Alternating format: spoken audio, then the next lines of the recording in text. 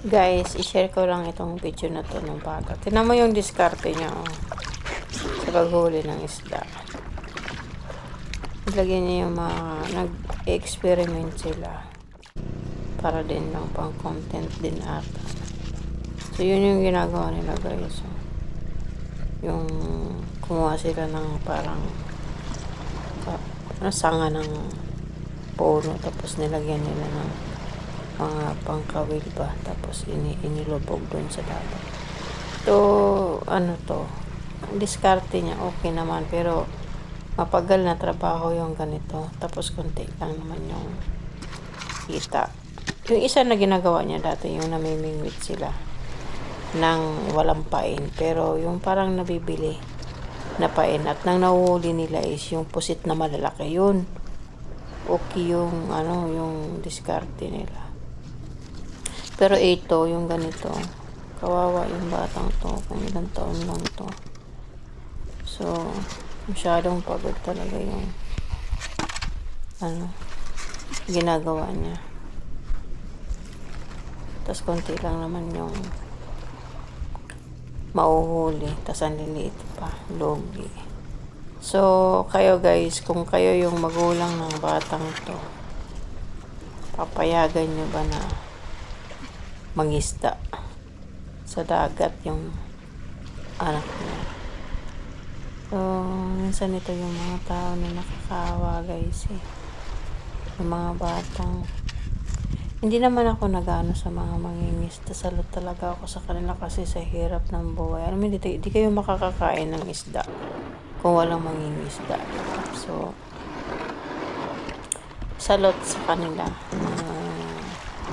nagtsatsaga sa malamig na tubig, magsisi yung madaling araw, diba? So, kasi yun yung pinakamabilis para sa kanila. Pero, napakadelikado din po na trabaho ito kapag marami lumangoy o biglang magkaroon ng bagyo, so, ang hirap ng ganitong klaseng trabaho.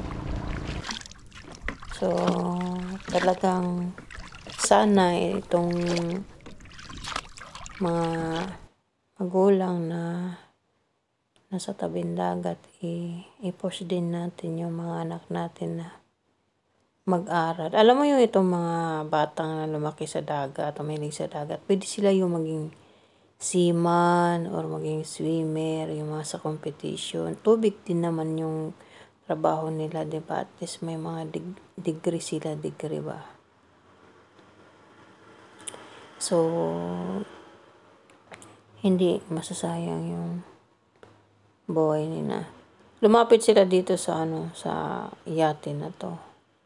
Kasi manghihingi sila ng tubig para sa pang-inom nila. So, buti mabait naman yung may-ari ng yate, binigyan sila ng tubig. Para uminom na sila. Hindi ko alam kung sino yung nagbibideo ng batang ito. Kung kakilala niya ba yung nagbibideo or basta sa content lang nila.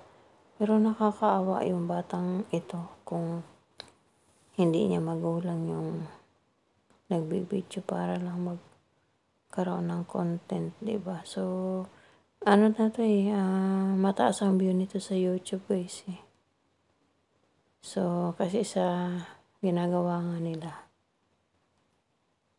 So, ayan guys.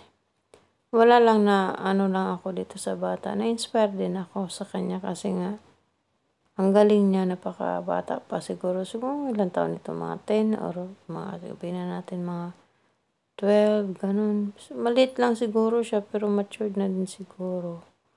Kasi tingin ko sa height niya, maliit lang, bata pa.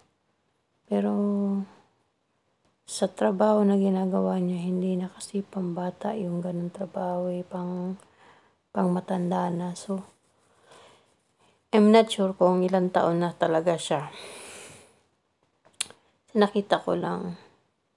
Sana hindi ako magkaroon ng copyright kasi nakita ko lang ito Parang vlogger naman ata siya.